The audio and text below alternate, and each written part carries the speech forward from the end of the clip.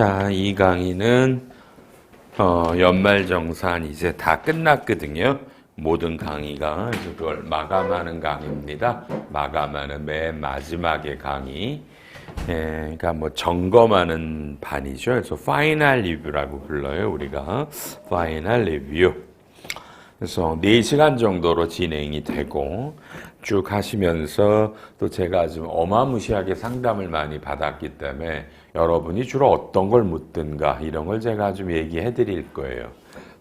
그런 거 한번 쭉 들어보시면 됩니다. 그래서 이 강의는 반드시 기존의 연말정산 수업을 들었던 분이 다 들으시라고 저희가 안내 공문을 낼 거예요. 그래서 7시간이나 16시간 수업 들으신 모든 분들이 다 한번 마지막으로 들으라고 할 거예요. 그래야 될 이유도 있고요. 그러니까 천천히 한번 가보고요.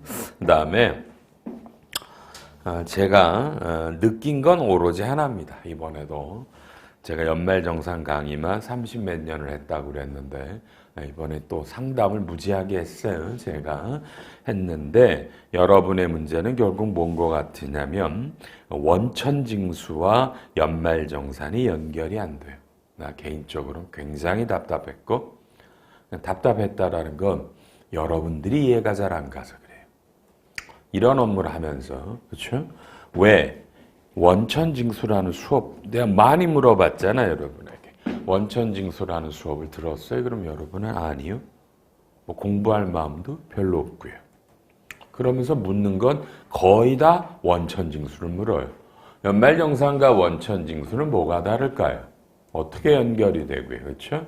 어쨌든 답답했어요. 또 워낙 뻔한 답을 물어요. 답이 뻔한데도 물어요. 또 쉽게 책도 안 보고 물어요. 그건 이유를 모르겠고요. 책만 봐도 있는 걸 왜 묻는지는 모르겠어요. 근데 책에 있는 걸 물어요. 그렇죠? 왜 물을까? 잘 모르겠어요. 자신이 없어서 그럴 수 있어요. 자신이 없어서. 그래서 이런 것들이 제가 한번 오늘 다 설명을 해 드릴 거예요. 그런 걸 극복하시려면 어떻게 해야 되나 한번 들어봅니다. 13페이지부터 한번 해보고요. 연말정산과 관련해서 뭐가 바뀌었나를 한번 보는 거예요. 제가 본 강의할 때 말씀을 드렸죠. 그죠? 올해처럼 연말정산이 안 바뀌는 없었습니다. 유사일이 없습니다. 제가 진짜 연말정산 강의를 32년째 하는데 32년 올해처럼 안 바뀌는 유사일이 없어요. 하다못해 내년도만 돼도 꽤 바뀌어요. 2022년 연말정산은 꽤 바뀌는데 올해처럼 안 바뀌는 해는 처음이었고 그러니까 원래 2021년 연말정산은 수강생이 없을 수밖에 없어요. 바뀐 게 없는데 뭐하러더라, 그죠? 그러니까 수강생들은 주로 이제까지 안 해본 사람들이 와서 듣더라고요. 기존에 하던 분이 제가 여러분처럼 연말정산을 하던 사람이면 연말정산 수업을 왜 들어요? 귀찮게. 매년 똑같은 거. 그렇죠? 이렇게 안 바뀐 애가 없었어요. 그래도 한번 볼게요. 1번에 여러분이 어려워했어요. 복리후생적 급여의 비과세 근거가 마련됐다. 자, 여러분은 칠판 쓰지 말고요. 저만 써요. 연말정산은 공식이잖아요. 그래서 맨날 우리가 일부 공식이라고 기억나죠? 근로소득에서 비과세를 빼면 이게 총 급여액이 나오고요. 여기에 근로소득 공제를 빼죠. 그거 공제를 빼면 이게 근로소득 금액이다. 우리가 맨날 이걸 연말정산의 일부 공식이라고 불렀어요. 일부 공식이다. 이걸 모르시는 분이 없잖아요. 지금 자, 다시 한번. 오늘 이 수업은 파이널 리뷰입니다. 연말정산을 뭐 이게 뭐냐라는 걸 강의하는 반이 아닙니다. 가장 잘하시는 베테랑들이 마지막에 점검하고 혹시 내가 뭐 누락했나를 보는 반이에요. 연말정산을 이해하려고 이 수업을 들으시면 안 되는 겁니다. 이건요. 이 정도 공식이 너무 당연한데 여러분 정도면 근로소득은 제가 소득세법 몇 조입니까? 그럼 여러분은 전부 다 얘는 소득세법 20조에 있습니다. 이렇게 대답을 해야 되고 근로소득이라는 건 뭐예요? 회사가 여러분에게 줬을 때 이게 과세되는 거랑 비과세되는 걸 포함하는 용어죠. 그러니까 회사에서 근로자에게 월 돈을 줬는데 거기에는 과세되는 금액과 비과세가 있죠. 그죠? 근데 여기서 비과세니까 이게 법에 열거돼 있죠. 법에 열거돼 있어서 근로소득은 과세와 비과세가 포함되어 있으니까 여기서 비과세를 빼면 요 총급액은 과세소득만을 얘기를 하죠. 그죠?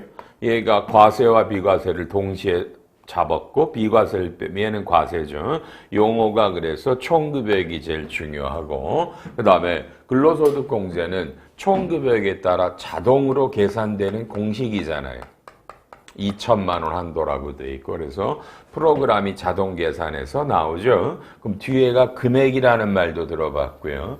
그러니까 공부할 때 그냥 근로소득과 근로소득 금액이 차이가 나는 걸 이해했죠. 그죠?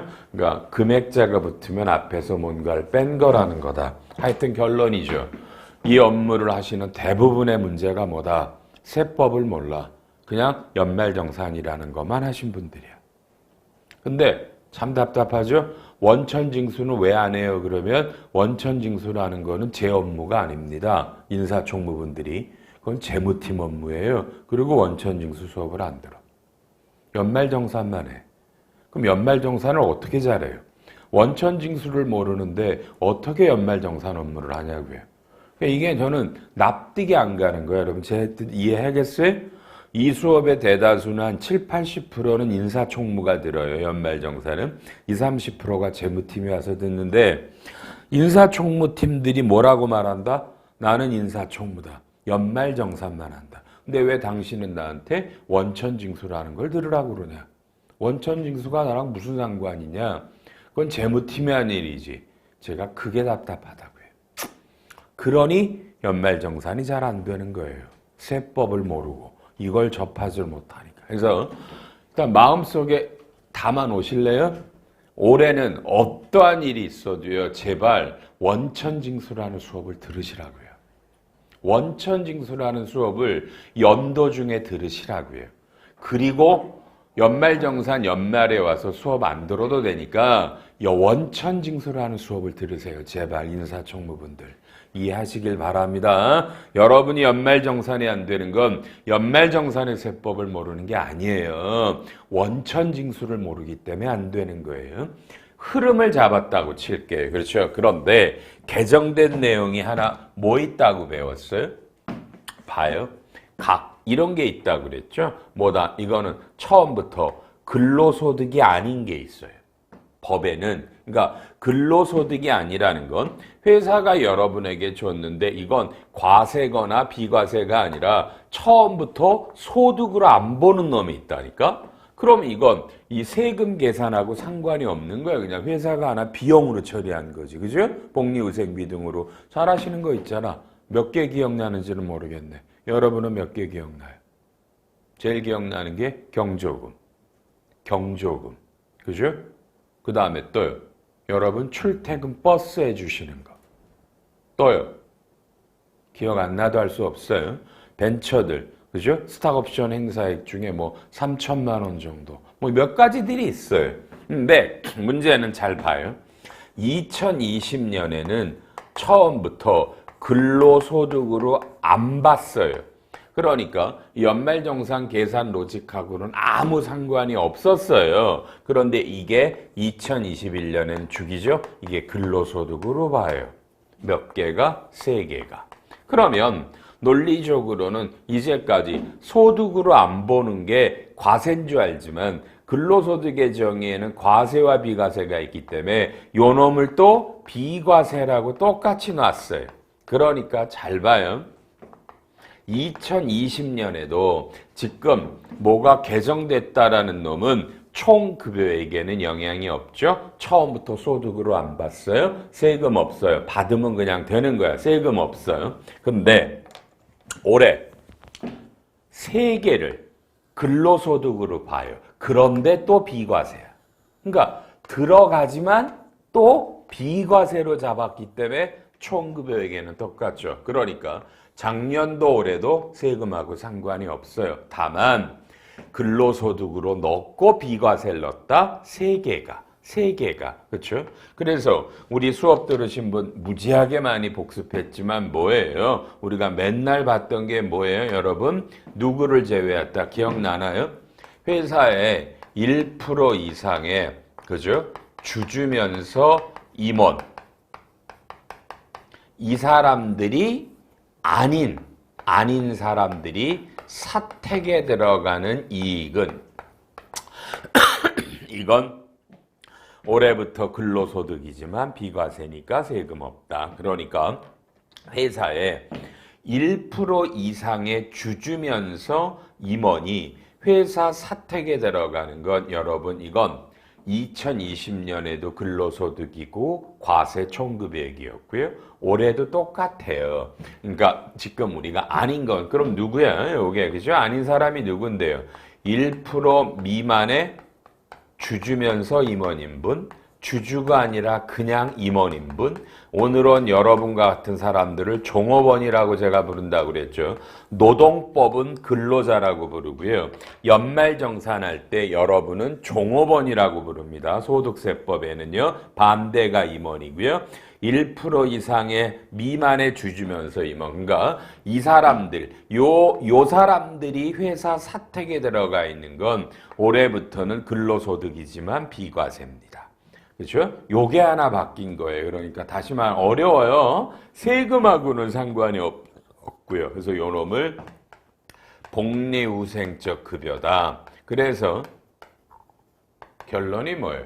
이 내용은 몰라도 이번 연말정산하고는 상관이 없죠.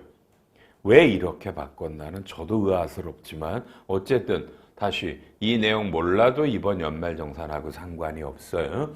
여러분은 그냥 우리 회사 1% 이상의 주주면서 임원이 회사 사택에 들어가는 거 이건 과세래.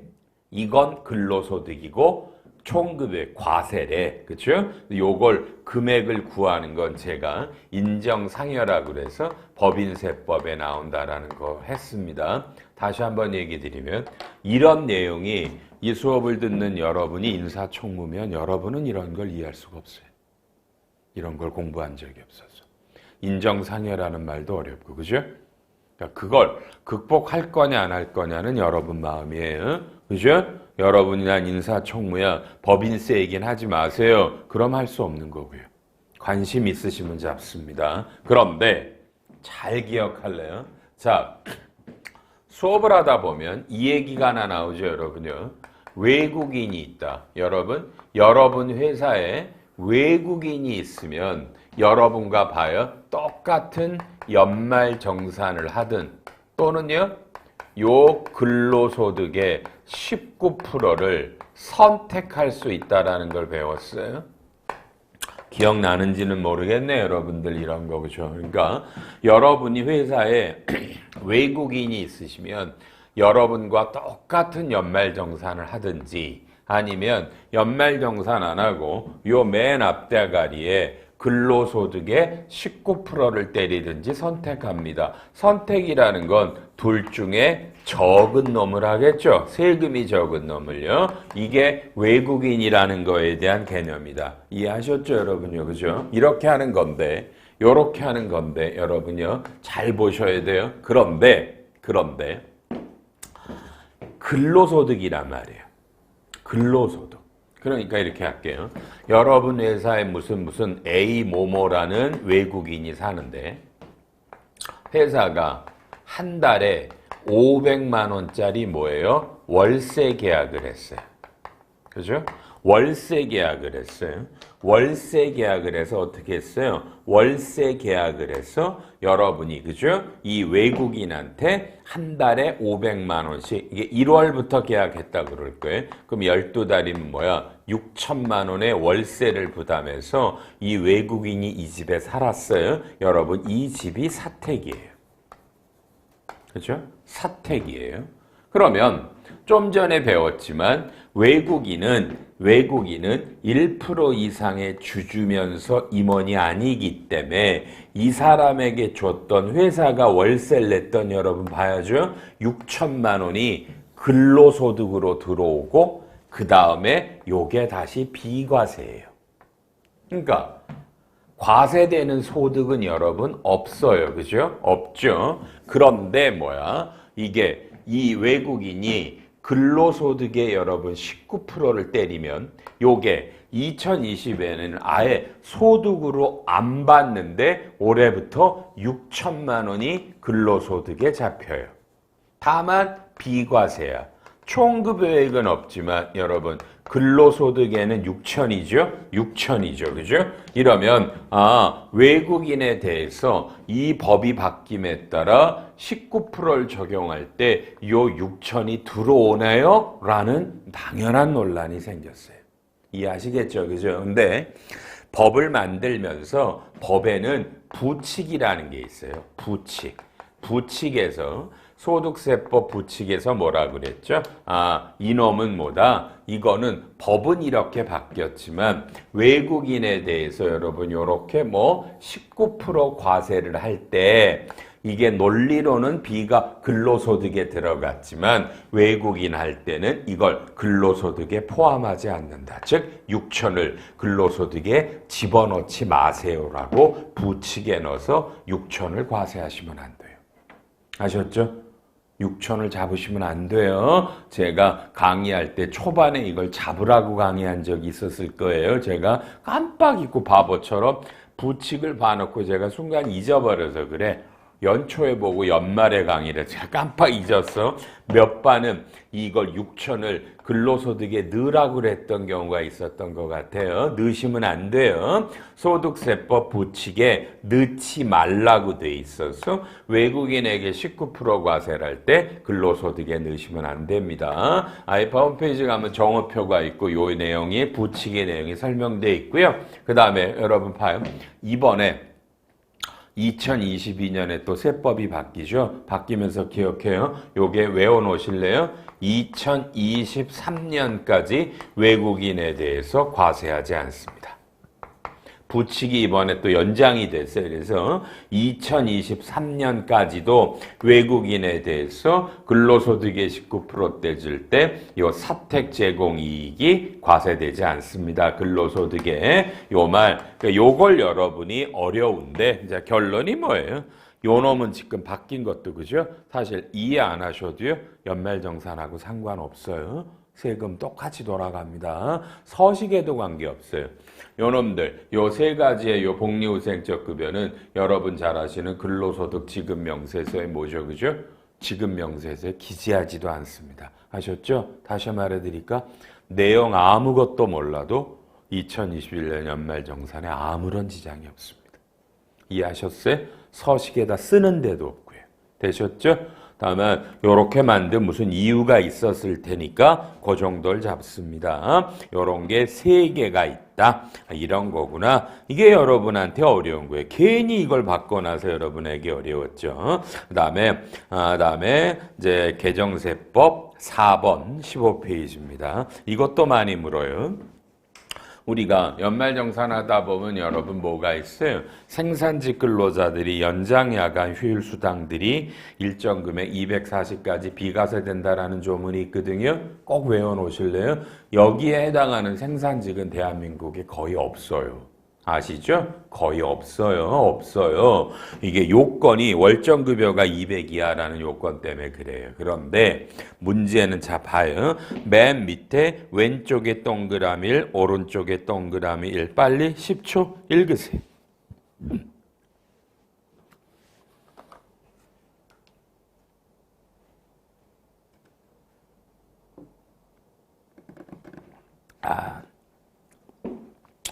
됐죠?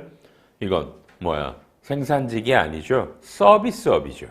그러니까 오히려 여러분 회사에 이런 서비스업에 종사하시는 분이 있다 그러면 이분들이 월정급여가 200만 원이 하면 전년도 총급여액이 3천 이하라면 연장야간 수당이 240 비과세. 이게 오히려 더 많아요. 알았죠? 그러니까 이건 파악하셔야 돼. 그러니까 생산직이 아니라 서비스업에 해당하는 있는 분들이 있다라면 그죠? 여러분이 아무리 대기업이라도 이런 서비스업에 종사하시는 분이 있으면 이 업에 근무하시는 분의 월정급여가 200 이하다. 전년도 총급여액이 3,000 이하라면 이분들이 비과세 됩니다. 하셨어요? 확인하셨나요? 있어 없어요? 본인들 대답하시고요. 이런 것들이 중요한 겁니다. 그러니까 그 비과세 대상이 좀 늘어났다라는 겁니다. 서비스 업종이요. 넘기시고요. 다른 거 볼 거 없죠. 제가 맨날 말하지만 번호 앞에 시커먼 별이 없는 건 원천징수기 때문에 안 보는 겁니다. 20페이지에 가면 10번. 자, 외국인입니다. 자, 칠판 봐주시고요. 여기 써 있죠? 여러분 뭐라고 써 있어요? 외국인은 연말정산을 해도 되고 또는 근로소득의 19%를 때리는데 연봉이 별로 안 많으면 여러분 연말정산이 훨씬 쉬운 거예요. 이해하셨다 그죠? 연말정산이 더 쉽다란 말 웃기네. 세금이 적어요. 그런데 우리가 주택자금공제라는 거 기억하시나요? 뭐예요? 임차 차입금 원리금 상환공제, 장기주택저당 이자공제, 그렇죠? 청약저축공제, 그 다음에 월세 세액공제, 이렇게 네 가지가 있거든요. 집과 관련된 공제가. 요놈들은 소득공제고 얘는 세액공제예요. 그렇죠? 근데 이 네 가지의 공제에 대해서 봐요.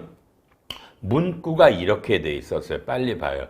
이 2020년까지는요. 그죠? 어떻게 써 있었냐면 문구가 이런 공제를 받으려면 여러분이 세대주거나 또는 이 세대주와 그쵸?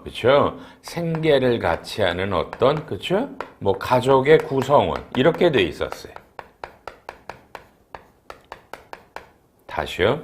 그러니까 여러분이 이런 집과 관련한 공제를 받으려면 여러분이 세대주이거나 물론 대다수가 무주택이지만 또는 세대주가 아닐 때는 이 세대주와 생계를 같이 하는 가족 구성원일 때 그럼 우리가 국어학적으로요 세대주와 생계를 같이 하는 이 가족 구성원을 우리는 세대원이라고 불러요. 이걸 누가 모르나 여러분이. 근데 잘 들어야 돼요. 2020년까지는요, 법이 세대주 또는 이 사람과 생계를 같이 하는 가족 구성원이라고 돼 있지 세대원이라는 말을 쓰지 않았어요. 근데 저 같은 경우도 이 말을 단순히 세대원이라고 이해를 해서 그래서 여러분 지금도 그래요. 여러분 외국인은 우리나라 법상 세대주나 뭐요? 세대원이 될 수가 없어요. 그러니까 외국인은 법상, 그죠? 그러니까 2020년까지는 누가 뭐래도 강의래도 뭐야? 외국인들은 이러한 네 가지 공제를 못 받는다. 이해되셨죠? 외국인이 우리나라 와서 전세 살고 은행에서 빌려도 외국인이 집 사고 이자를 빌려도 청약저축은 애당초 가입이 안 돼요. 청약저축은 왜? 청약저축이 세대주나 세대원이기 때문에 안 됐고요. 그렇죠? 그 다음에 월세공제도 못 받았어요. 그런데 올해 법을 바꿔서 요 문구는 똑같은데 여기 가로치고 여기에 외국인 포함 이렇게 법을 올해 바꿔줬어요. 그러니까 역시 다시 한번 여러분 역시 세대원이라는 뭐야? 이 단어는 쓰지 않아요. 아셨죠? 세대원이라는 단어는 쓰지 않지만 여기에 외국인이 포함됐다라는 법의 문구를 넣기 때문에 여러분 올해부터는 외국인이 이런 걸 가입했을 때 이 공제를 받아. 다만 청약저축은 안 됩니다. 그렇죠? 청약저축에는 이건 법의 문구가 세대주나 세대원이라고 명시되어 있기 때문에 안 되고요. 임차 장기 월세 공제는요. 여기가 이제 세대주는 아니니까 그러니까 이 외국인이 세대주가 아니고 이 세대주가 가장 대표적인 게 뭐야? 우리나라의 그죠? 세대주가 한국인이고 보통 부인이나 이런 분들이 외국인일 때 이럴 때 올해부터 된다. 이렇게 법을 바꿨는데 여러분 요거 5초만 보고 계세요.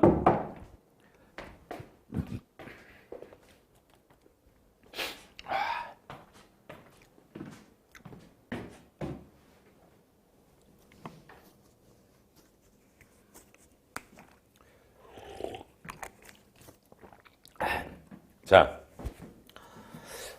책에도 있었죠. 기억이 안 나시겠지만 봐요. 2020년에 법이 세대원이 아니라 가족 구성원이라면 여러분 봐요. 한국인이 세대주야. 그 배우자가 외국인이야. 근데 여러분 봐요. 그 외국인은 세대원은 아니지만 세대주와 배우자니까 같이 생계를 함께하는 가족 구성원 맞죠? 이건 맞죠? 국어적으로 맞죠? 그러니까 이 말은 뭐죠? 2020년에도 이 외국인들이 이 세 가지 공제는 받을 수 있었다라는 거예요. 야, 죽이죠? 그죠? 외국인. 이거 우리 책에 있었죠? 유권 해석 제가 첨부해 놨습니다. 책에다가. 그래서 2021년 5월에 국세청에서 이런 회의가 있었어요. 누가 물어봤어요. 2020년 이전에도 외국인이 이런 공제를 받을 수 있잖아요. 법에 세대원이라고 써 있는 게 아니라 가족 구성원이니까 되잖아요. 물었더니 국세청 회의할 때 누가 봐도 맞죠? 세대원이 아니었다고요. 가족 구성원이잖아. 되네? 어차피 2021년은 법을 바꿨으니까 되고요. 여러분, 2020년부터 지난 5년 것들. 이걸 경정청구라고 부르죠. 경정청구로요. 외국인이 이런 세 가지 공제가 있는 분, 외국인이 이 공제를 받을 수 있습니다. 이런 건 어렵습니다만, 그죠? 그러니까 법의 해석을 저도 잘못했었어요. 저도 안 되는 줄 알았더니 제가 마침 이날 이 회의에 있었거든요. 회의에 같이 회의를 했는데 야, 나도 놀랐어. 세대원이 아니라 국어 문구가, 그죠? 세대주와 함께하는 동거가족이래. 그러면 맞거든요. 그래서 이건 2020년도, 19년도, 18년도도, 그죠? 16년도도 외국인이 이 공제가 됩니다. 혹시 있으시면 경정청구로 지난 5년 거를 다 환급받게 도와주시기 바랍니다. 도와주세요. 외국인에 대해서. 그러니까 어쨌든 법으로 올해부터는 외국인들도 이 공제가 됩니다. 이런 것도 하나 배워놓으셨고요. 그 다음에 나머지 12번에 이거 참 많이 물어요. 여러분 12번에 뭘 묻냐면 장기주택 저당 차입금 이자 상한 공제가 나오는데 이 제도를 모르시는 분이 어디 있어?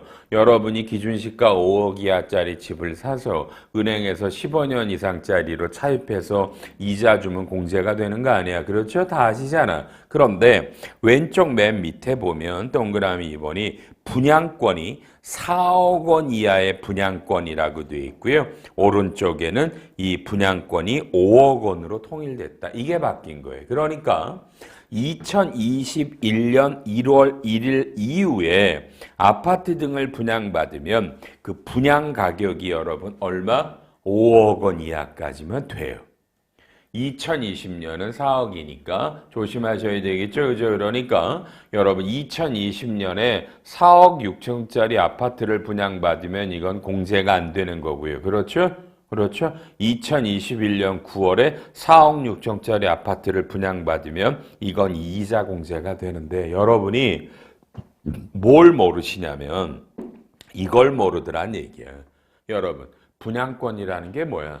지금 아파트가 당첨되면 3, 4년 있다 입주죠. 근데 이게 장기주택 저당 이자 공제랑 무슨 문제가 있냐? 이거죠? 여러분, 이런 아파트를 분양받으면 중도금 대출이 일어나요. 근데 은행에서 약정을 맺어요. 당신한테 중도금 대출 해줄게. 당신 아파트가 완성돼서 입주하면 이걸 장기주택 저당 차입금 이 조건으로 전환할 거야? 네, 그러면 요 중도금 대출 이자가 간소화에 뜨는 거예요. 제 말 이해했어요? 이해했어요? 그죠? 중도금 대출 이자가 장기주택 저당 이자 상한공제 대상이 된단 말이에요. 됐죠? 그래서 분양권이 여기 나오는 거예요. 그러니까 여러분 아니야 나는 그런 거 장기주택으로 전환 안 해. 그런 약정 안 한다. 그러면 어차피 간소화에 안 떠요. 이해하셨어요? 굉장히 많이 물어요. 이상하잖아요. 아파트를 분양받았는데 왜 장기주택과 연결이 있나? 이해하셨어요? 중도금 대출을 할 때 너가 아파트 입주하면 이걸 장기주택 저당으로 전환할 거지. 약정을 하면 요 이자를 공제해 주겠다 이 뜻이에요. 됐어요? 요게 요 이자 공제예요. 요런 게 바뀌었고요. 13번에 소득세 최고세율이 45% 하나 생겼다라는 거 다 아시고요. 제 14번에 외국 납부세액 공제라고 여러분 제가 모든 강의에서 제가 말씀을 드렸죠. 뭐죠? 숙지하라고 그랬는데 하셨어요? 했나 모르겠다. 하셨어요? 제가 그죠? 여러분이 중국에 가서 중국 법인이 1억 주고 한국 법인이 5천 주고 했을 때 이거를 5월 달에 종합소득세 서식에다가 양쪽 걸 합쳐서 돌리고 외국 납부세액 공제를 해보라고 그랬는데 기억나죠? 책에 있는 사례 숙제하셨나는 모르겠고요. 해야 된다라는 말을 여러 번 했죠. 저는 외국 납부세액 공제와 5월 달 종소를 굉장히 중요하게 여기는 사람이에요. 여러분 이거 하셔야 돼요. 알았죠? 해보시길 바랍니다. 인사총무분 다시 말할까? 5월달 종소신고 서식은 여러분과 관련이 없나? 그렇게 생각하시나? 그럼 여러분은 전문가가 못 되는 거고요. 제가 강요할 일도 아니고. 이해하셨어요? 제가 강요할 이유가 없어요. 여러분들 하라고. 그렇죠? 다만 정말 전문가가 되시려면 5월 달에 종합소득세 서식을 해보실 줄 알아야 되고 외국 납부세액 공제를 하실 줄 알아야 됩니다. 제가 충분하게 설명했고 책에 있었어요. 그 얘기를 했나 모르겠고요. 넘어가시고요. 그 다음에 아직까지도 중요한 거 하나도 없었죠. 16번 전자기부금은 중요한 거 없죠. 기부금 중에 아주 중요한 데들은 기부금 영수증을 여러분 뭐요? 전자로 줘요. 그러니까 여러분 전자로 준다라는 건 간소화에 뜬다라는 겁니다. 근데 거의 없어요. 전자로 뜨는 게 없고요. 17, 18, 19 이런 건 연말정산이 아닙니다. 놔두시고요. 21번 실손보험금도 이것도 굉장히 많이 물었죠. 여러분이 저한테. 자, 그냥 이겁니다. 이거. 자, 2021년 여러분 12월에 여러분이 아파서 의료비를 여러분이 카드로 결제를 했고요. 근데 요거 이게 실손이든 뭐든 간에 여러분 1월 달에 보험금을 청구했다고요. 1월 달에. 그래서 1월 이후에 보험금을 수령을 해요. 그럼 어떤 문제가 생겨요, 여러분요? 요거는 의료비를 카드로 떴으니까 간소화 자료에 의료비 내역이 뜹니다. 그죠? 근데 이건 내년에 청구를 했기 때문에 이게 상당수가 실손이니까 실손은 요건 내년도 간소화에 뜨죠. 2021년에 안 뜰 거 아니야. 그렇죠? 이러면 안 된다고 제가 말씀을 했잖아. 그래서 이번에 2022년 1월 말에 연말정산들 다 청구할 때 여기 간소화의 의료비는 300이지만 내가 실손해서 200을 청구했어. 받을 거야. 그럼 여러분이 의료비를 간소화 숫자를 죽이고 100만 원만 의료비를 청구하라는 겁니다. 이걸 안 하면 일단 국세청의 방침이 쫓아가서 과세하겠다. 이해하셨죠? 그죠? 과세하겠다. 물론 저는 개인적으로 국세청이 이걸 쫓아가서 과세할 거라고 생각하지 않아요. 안 할 거예요. 아마. 쫓아가서. 다만 국세청 입장은 지속적으로 이런 의견을 밝힙니다. 그렇죠? 당신이 300의 의료비가 나간 게 아니잖아. 보험금을 200 받았으면 100만 낸 거 아니야. 100을 받아야지 왜 300을 받아? 이해돼요? 내가 이건 찾아내서 과세할 거야. 이건 당연한 거잖아. 국세청 입장에서. 맞아? 그걸 실제로 과세하고 안 하고는 우리랑 상관없는 거 아니야. 그렇죠? 그래서 여러분들은 동료들한테 이런 경우에 반드시 100만 원만 의료비를 세액공제 대상의 의료비로 100을 넣어야 된다라고 얘기를 해야 된다라는 거. 이해하셨어요? 이건 기본적인 얘기예요. 기본적인 얘기. 그 다음에 나머지들도 없고요. 뭐 특별한 거 아직까지도 바뀐 게 없었고요. 그 다음에 30페이지에 28번에 여러분 외국인 기술자 가면 많은 분들에게 물어도 잘 없었어요. 그렇죠? 이런 거 그죠? 외국인이 기술자의 요건이 있는데 이 외국인 중에 기술자가 우리나라 와서 여러분들 회사에 그죠? 회사에 가면 이제 연구소가 있단 말이에요. 연구소에 가서 연구 전담 탁 하는 분으로 오면 50% 감면하는 겁니다. 기억나시죠? 근데 물어봐도 한 명도 이런 분이 있다고 저한테 얘기한 적이 없어요. 여러분도 없겠죠? 이 강의를 듣는 분들이 있으시면 이렇게 해주시면 되겠고요. 그 다음에 또 넘어가요. 다 없고요. 뭐 35페이지에 월세도 보지 마. 이건 바뀐 거 아니에요. 2020부터 이랬어요. 모르셔도 되는 얘기라는 겁니다. 그 다음에 이제 37페이지에 이제 진짜죠. 진짜 딱 올해 연말정산이 여러분 2개가 바뀌었다니까요. 2개가. 그 중에 하나가 바로 이놈이죠. 신용카드 공제입니다. 신용카드 공제. 자.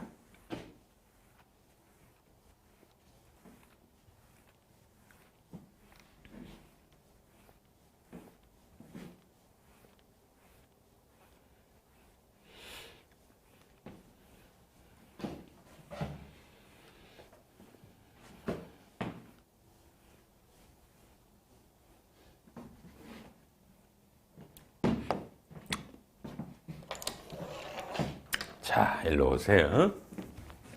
뭐 우리 신용카드 공제는 뭐 너무 잘 아시잖아요.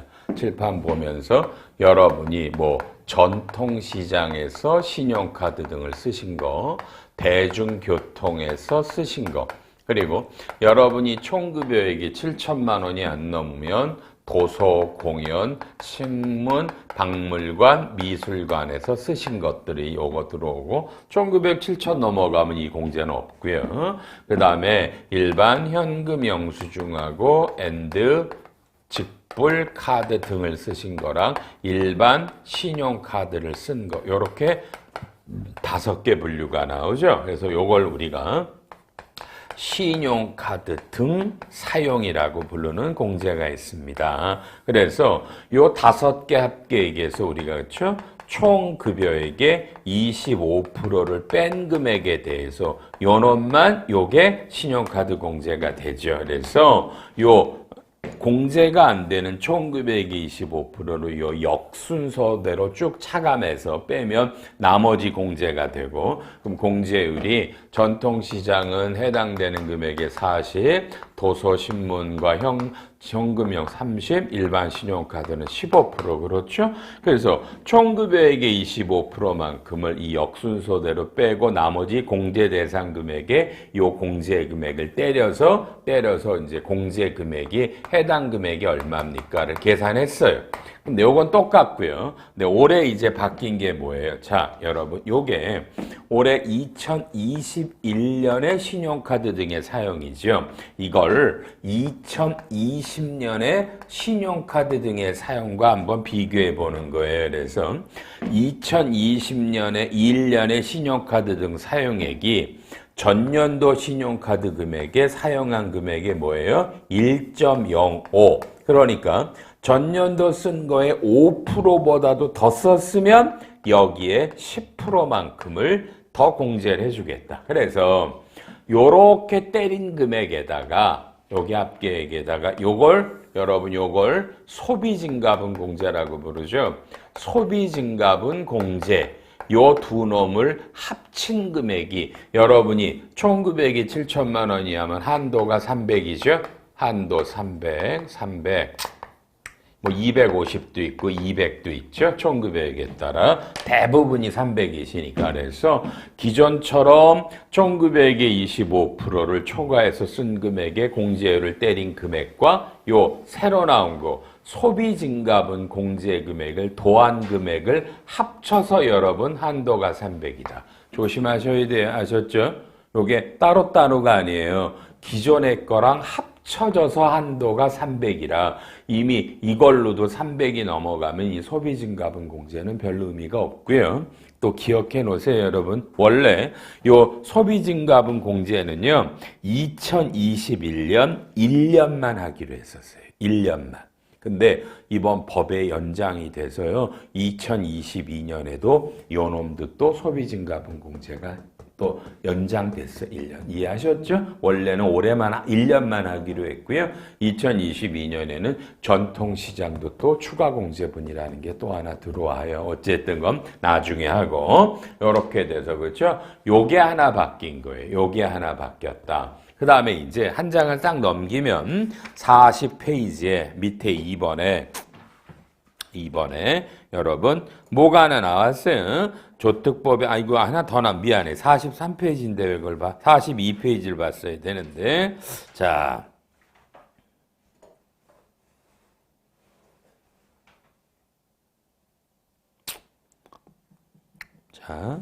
여기서 어떤 계산 방식이 나와 있습니다. 나와 있습니다. 요거를 자, 빨리요. 쭉 10초만 보고 계세요.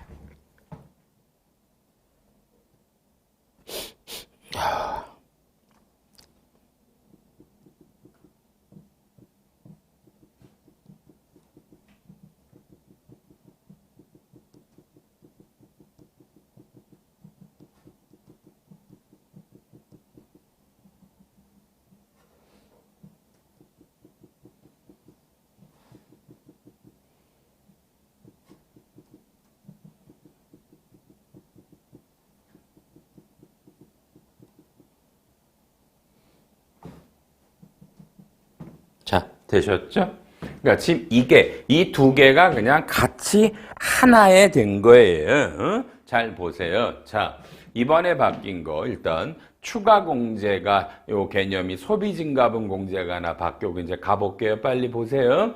요렇게 했더니 요게 만약에 무슨 460이에요. 460인데 한도가 300이면 300만 원이 공제가 되면 한도 때문에 지금 여러분 160만 원이 공제가 안 됐죠.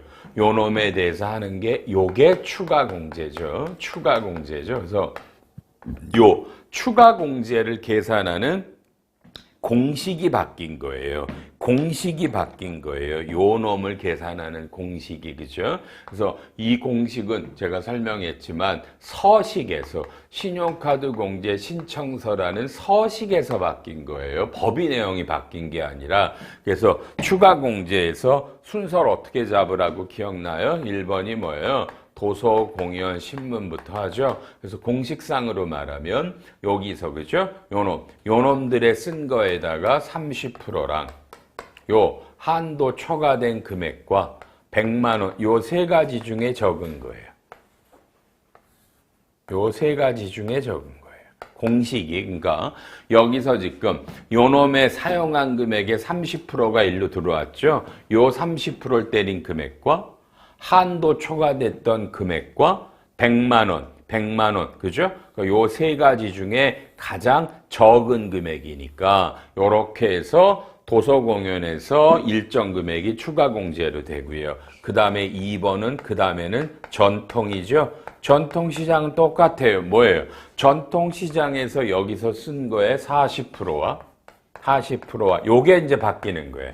좀 전에 추가 공제 한도 초과가 160이었는데 여기서 그렇죠? 여기서 뭐예요? 여기서 요 1번에서 추가 공제로 공제된 금액이 있죠. 요 놈을 뺀 금액과 또 100만 원 줘.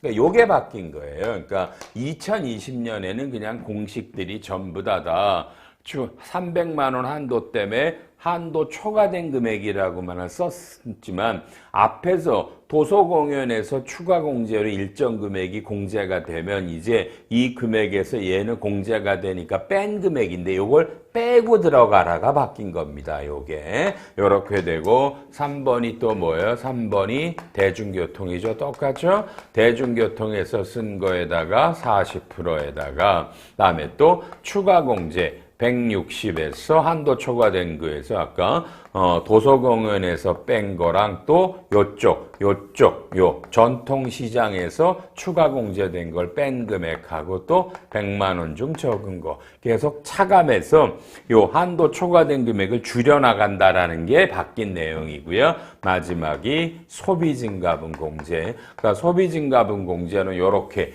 요 공제됐던 금액과 160에서 지금 앞에서 3개를 뺐죠.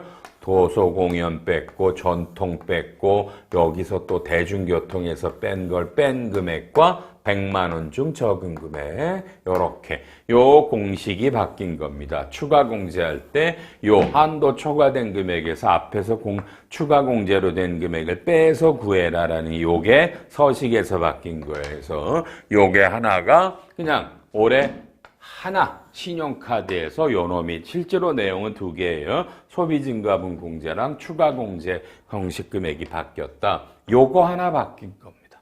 이건 또 여러분 이거 몰라도요. 이미 여러분 회사들이 뭐예요? 여러분 회사들이 다 그죠?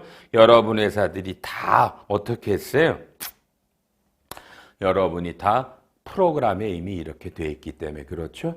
아무런 문제가 없는 겁니다. 다만 이렇게 바뀌었고요. 하나만 더 배우십니다. 자, 41페이지예요. 자, 빨리 보세요. 1번 10초요.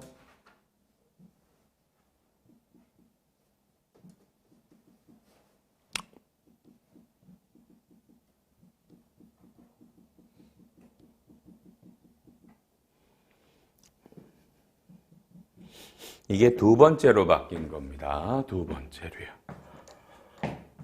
기부금 세액 공제율이 바뀌었죠. 1,000만 원까지 15%, 30%가 올해만 20%, 35%로 기부금이 5%씩 올라갑니다. 자 이제 마지막 바뀌는 거예요. 올해 딱 이거랑 이거 바뀌었어요. 칠판 보세요. 그러니까 원래는요. 기부금이 1,000만 원까지는 15% 세액 공제고요.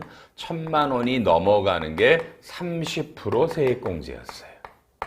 그러니까 요 기부금은 법정과 지정 기부금을 말해요. 그런데 이거 2021년에 여러분 어떻게 바꿔줬어요?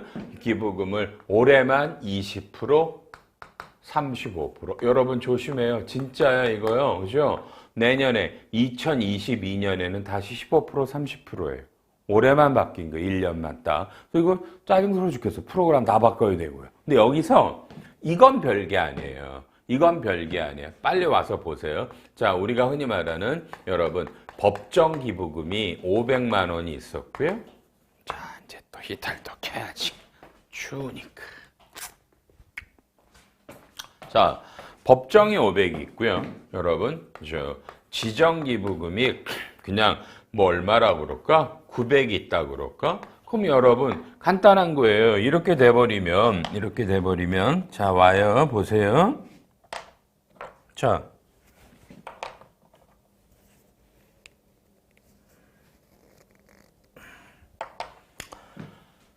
천만 원이니까 요거부터 먼저 20%고요. 이 중에 1,000만 원이 되려면 500이니까 500은 20%. 그렇죠? 넘어가는 400만 원은 이건 너무 쉬운 거 아니에요. 그렇죠? 이건 쉬운 거란 말이에요. 이건 당연한 거야. 어려운 것도 없어. 근데 문제는 여기에 여러분 뭐가 넘어와요? 빨리요. 2월 되는 게 오죠. 2월 되는 게 넘어와요. 2월 되는 게 와서 빨리 봐요. 이건 올해 거고요. 이건 올해 거고요. 근데 2020년에 여러분 뭐예요? 2월 되는 게 여기에 또 얼마가 있다. 얼마가 있다. 그렇죠? 뭐 이게 한 또 600 있다 그렇게 해요. 이제 환장하는 거예요. 2월 되는 게 넘어왔어요. 좀 디테일하게 가야 되겠어요. 그렇죠, 여러분요. 자, 봐요. 여기다 지울까요?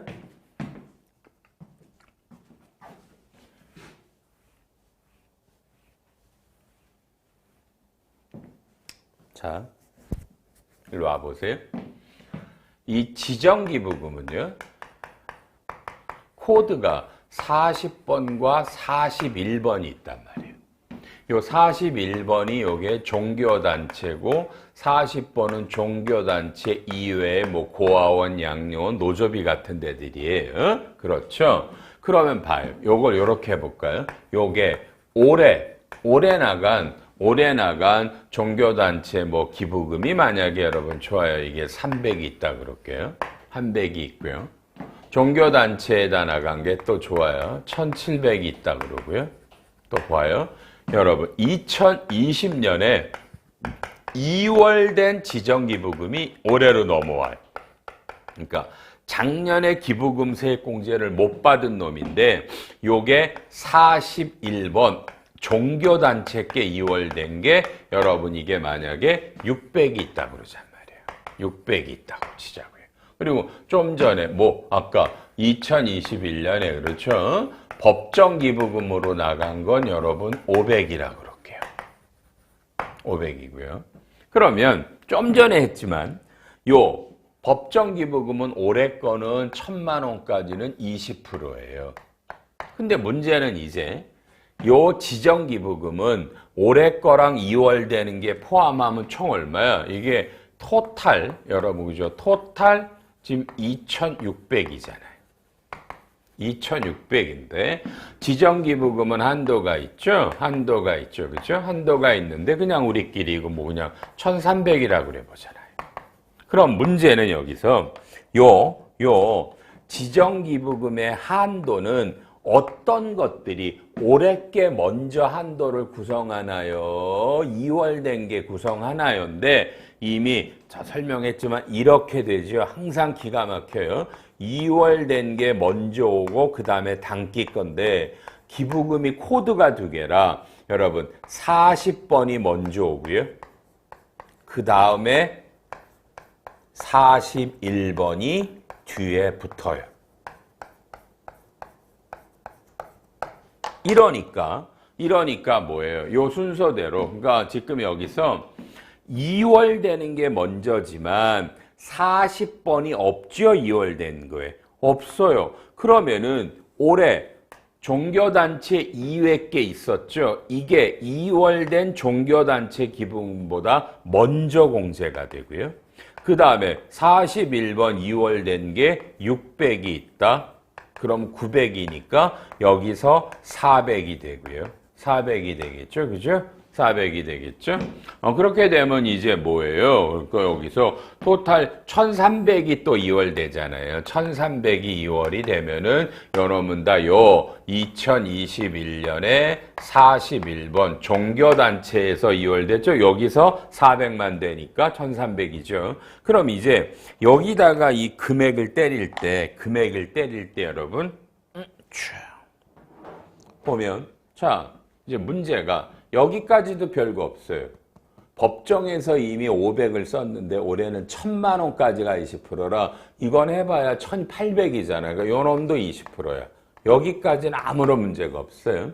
그런데 요 2월 된 놈이 있죠. 근데 문제는요. 여러분 요 작년에는 2020년에는 좀 전에 했지만 1000만 원까지 15고 1000 넘어가면 30%였잖아요. 아이고 2020년에는. 그래서 저 보세요. 그럼 이게 법정하고 요 놈을 합쳐져서 지금 이제까지 쓴 게 800을 썼어요. 그럼 1000이 되려면 나머지 요 200은 전년도 1000까지는 15%니까 15%고요. 넘어가는 돈 400만 원은 전년도 거니까 30%고요. 그 다음에 이제 올해 거는요. 이미 500, 300, 800, 600, 1400 이미 위에 걸로 1000이 넘어가니까 요 놈은 무조건 올해 1000 넘어가는 건 35%죠. 여러분 이렇게 붙어요. 이렇게. 그러니까 지금 요 공지 요게 15%도 있고 20%도 있고 30%도 있고 35%도 있죠. 이래서 짜증난 거죠. 이게 연말정산에 이번에 개정된 건 여러분 실제로 요 두 개예요. 두 개야. 이해하셨어요? 그래서 제가 참 궁금하네요. 여러분요. 또 앉아야 되네. 칠판이 잘려서. 여러분들 회사는 지금 요렇게 요 기부금에 대한 세액공제를 그렇죠? 요걸 어떻게 지금 요렇게 프로그램으로 하실 수 있냐고 제가 자꾸 여쭤봤죠. 여러분 연말정산 프로그램이 이렇게 자동으로 불러들여서 이 공제율을 때리세요? 아니면은 우리는 그렇게 못해. 인간의 힘으로 해. 둘 중에 하나일 거 아니에요. 그렇죠? 그게 궁금하다고요. 둘 다 있으니까. 우리는 몰라요. 2월 되는 분은 제가 별도로 사람의 손으로 갈라서 세액공제를 넣었어 이런 분들도 있고요. 이걸 프로그램으로 해서 프로그램이 계산해줘요라는 분이 있다고요. 다 같이요. 여러분은 뭐예요? 인간의 힘으로 하세요? 프로그램이 하세요? 그건 여러분이 대답해야죠. 그죠? 저는 모르니까 이런 거예요. 그렇죠? 그러니까 7, 8 마지막으로요. 그래서 여러분이 해야 될 일은 뭐라고요?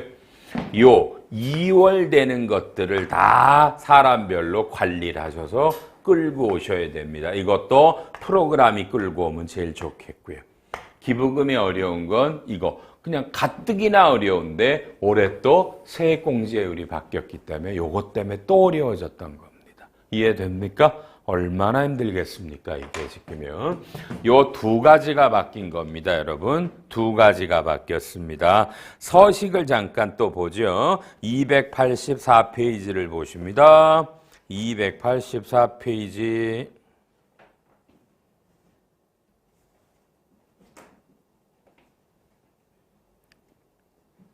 자, 서식이 바뀝니다. 서식이 바뀝니다.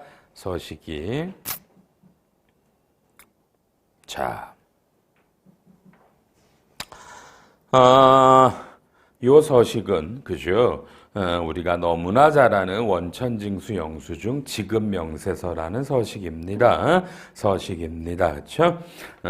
맨 위에 제가 맨날 말하지만 10월이라고 써있고 개정안이라고 써있는 것도 설명해 드렸었죠. 그죠, 여러분? 이거 원래 시행규칙은 여러분 3월에 바뀌죠.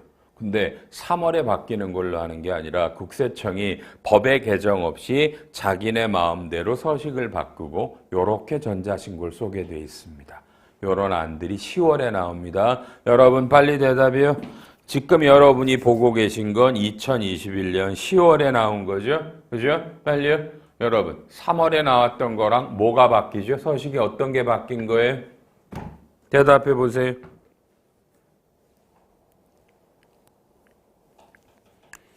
온라인으로 들으신 분들은 다 이미 수업에서 들으셨던 얘기고요.